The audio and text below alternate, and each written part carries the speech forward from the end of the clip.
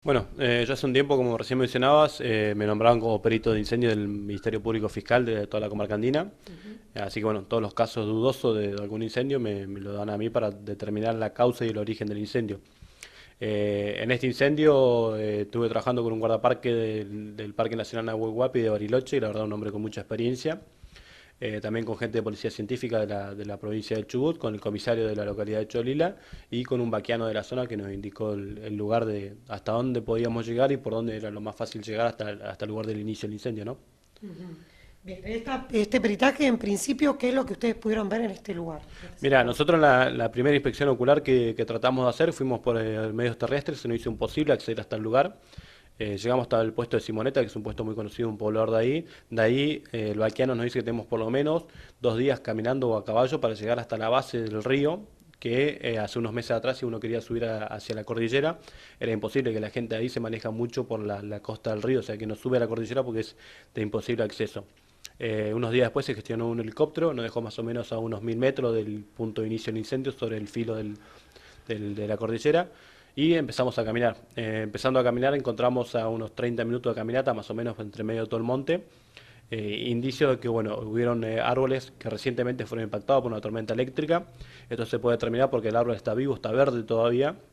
Se desprendieron ganchos, los ganchos tienen características específicas, que fue hace poco que se desprendieron y cayeron. Y bueno, hay imágenes que avalan todo esto. También hay una imagen de un rayo que fue impactado y el rayo actúa en un árbol de la misma forma que una persona. Entra por un lado y por otro tiene que salir. Encontramos ese indicio claramente, y en el lugar donde empieza, donde se descarga el rayo del árbol, a pocos metros encontramos un principio de incendio que no pasó a mayores por el tipo de combustible que tiene ese árbol en particular alrededor, que es mucho monte muy húmedo, muy grueso. Entonces nos generó un incendio tan grande como lo que se está viviendo lamentablemente. Pero es un claro indicio que el árbol tuvo un choque eléctrico, tuvo una descarga a tierra, y en esa descarga a tierra originó un principio de incendio, ¿no?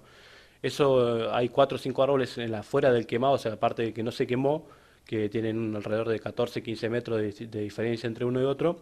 Y después, bueno, caminando más de 15 horas con la cintura llena de ceniza prácticamente, porque andábamos con la ceniza hasta la cintura caminando, entre riscos, paredes con piedras quemadas que se partían y se caían. La verdad que fue un laburo muy peligroso, pero bueno, teníamos que hacerlo para llevarle la tranquilidad a la gente de por qué se inició el incendio. Sabíamos que teníamos que llegar hasta el lugar donde se inició, era nuestra meta, y determinar o descartar ciertas hipótesis. Y bueno, llegando al lugar también nos encontramos con indicios de algunos árboles que sabemos que por ahí podrían haber ido mucho más, pero bueno, con el tema del incendio, por ahí muchos árboles que fueron impactados por alguna tormenta eléctrica fueron totalmente quemados por el incendio en sí, y no nos dejaron las pruebas, ¿no? Pero encontramos algunos que no fueron quemados por el incendio, que tienen claro indicio que fueron que recibieron descargas eléctricas.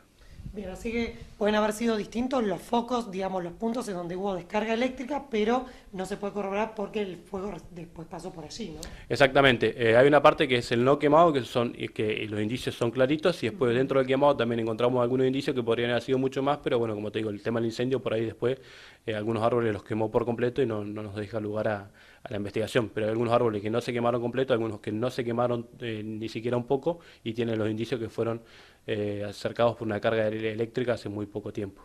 Estos árboles, ¿a qué altura de la montaña estamos hablando? Digamos, ¿están sobre las Y cumbres? esto estamos hablando desde ¿Cuántos del metros? nivel del mar, más o menos 1400, 1800 metros del nivel del mar.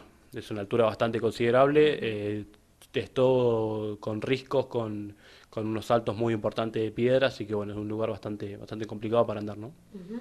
Iván, ¿y cómo se describe esta tormenta eléctrica sin nubes? Que muchos vecinos y pobladores descartaban desde un principio.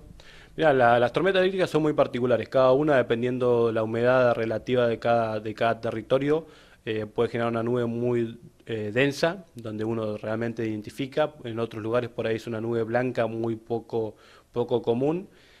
Básicamente nosotros no nos llevamos por los comentarios de los vecinos, sino que vamos al lugar y trabajamos con lo que encontramos en el lugar, porque bueno, sabemos que todo esto, y en este caso en particular, el incendio socialmente tiene muchas versiones, así que nosotros, de mi parte, decidí encargarme de lo que encuentro en el lugar y no de los comentarios que por ahí me llegaban. Pero bueno, las tormentas eléctricas son muy peculiares dependiendo del terreno. Sabemos que unos días antes que por ahí se inicie el incendio acá en Cholila, hubo una tormenta eléctrica bastante importante en Bariloche, que también generó algunos principios de incendio. Así que bueno, tenemos esa hipótesis por ahora de que bueno, hubo una descarga eléctrica muy importante en ese sector.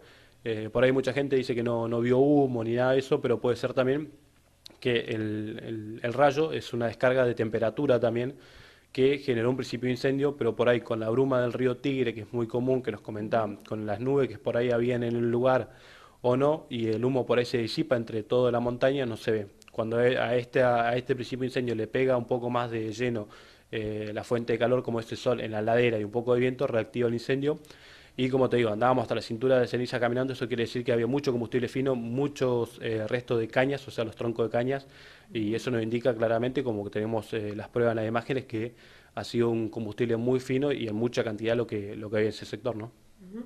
Sí, también la teoría era que a través de un rayo también tardaba mucho el incendio en propagarse, ¿no? Que de la caída del rayo hasta que se prolongue un incendio son varios días de fase, digamos. Sí, eso depende o sea, del tipo de combustible que tenga abajo, o sea, hacia dónde se descargue el rayo, la temperatura en sí del lugar, el viento también que le pegue en el lugar, pero por ahí no se vio enseguida la columna de humo porque no es un lugar que es muy habitual de la gente.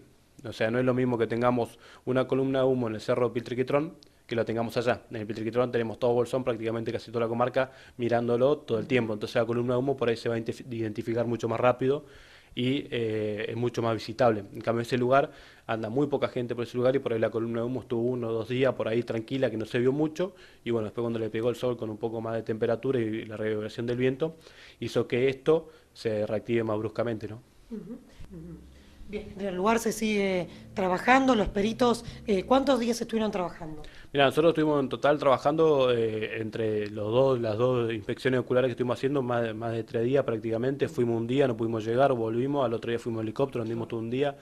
La verdad que fue un laburo bastante intenso, pero bueno, es nuestro laburo y lo hacemos lo más profesional posible y tratamos de ponerle porque sabemos que, como todo proveedor de acá, nuestros bosques los queremos mucho y queremos que, bueno, que esto se sepa la verdad. En este caso la hipótesis ya está dada, pero bueno, en caso de que esto hubiese tenido alguna intencionalidad, pues, era nuestra función también determinar la intencionalidad para que la gente del Ministerio Público Fiscal investiguen si fue intencional quién tuvo la mala intención de iniciar esto, ¿no? Pero bueno. Claro. Y en cuanto al Currumaguida, sobre las pericias, ¿van a trabajar? ¿Cómo va a ser? Sí, ya el Ministerio Público Fiscal ya me solicitaron la pericia, así que bueno, va a ser cuestión de en estos días ya ponernos a trabajar para determinar si fue una reactivación de algún punto caliente o fue inicio de otro foco nuevo, ¿no? Ujú.